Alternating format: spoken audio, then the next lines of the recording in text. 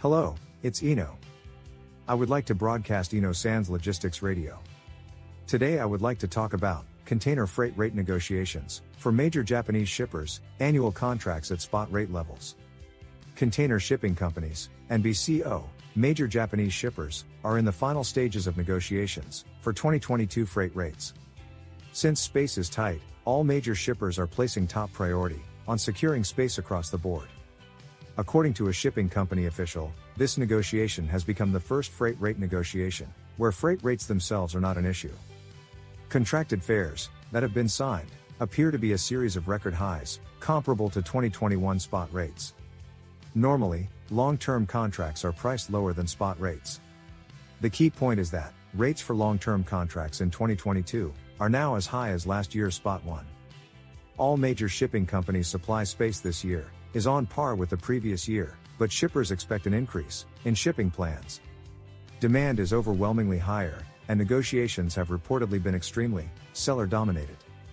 The focus of the negotiations this time was to secure supply space. The shipper's sales representative said, "All the shippers asked us about was space, and freight rates were never discussed." Many shippers simply accepted the price offered by the shipping company at the primary stage. In addition, there were cases where multi-year contracts, such as 2-year, were concluded in order to secure stable transportation space. Multi-year contracts are risky for shippers, but attractive for shipping companies because of the prospect of stable profits. If freight rates plummet in 2023, shippers with multi-year contracts will lose money. Shipping companies have actively accepted multi-year contracts with the assurance of providing space. Long-term rates from Japan and Asia to the west coast of North America, negotiated for 2021, was around $3,000 to $4,000 per 40 feet container.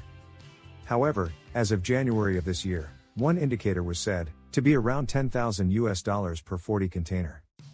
Actually, it appears that many of the already determined amounts for BCO exceeded this indicator, more than doubled from last year.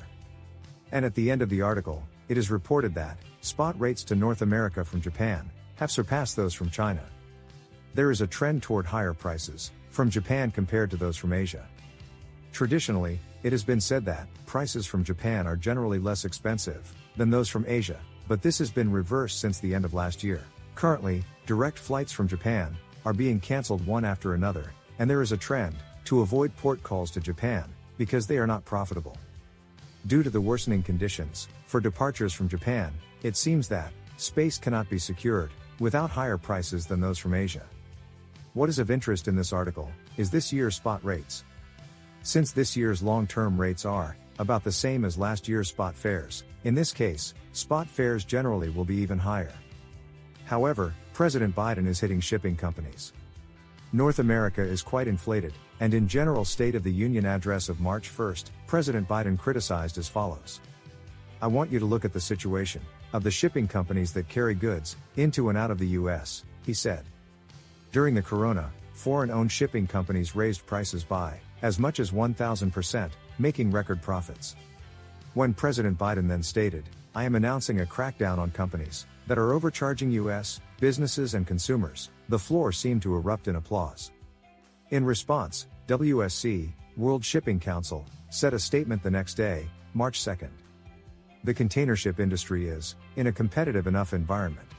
And it is very unfortunate that baseless criticisms were made against an industry that is responding to unprecedented shipping demand.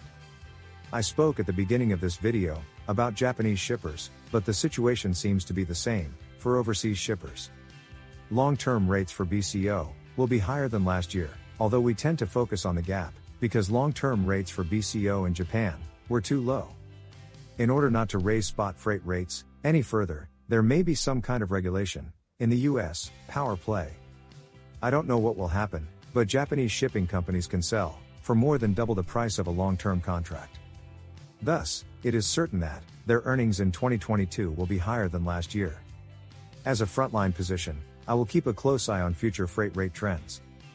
That's all for today. Thank you.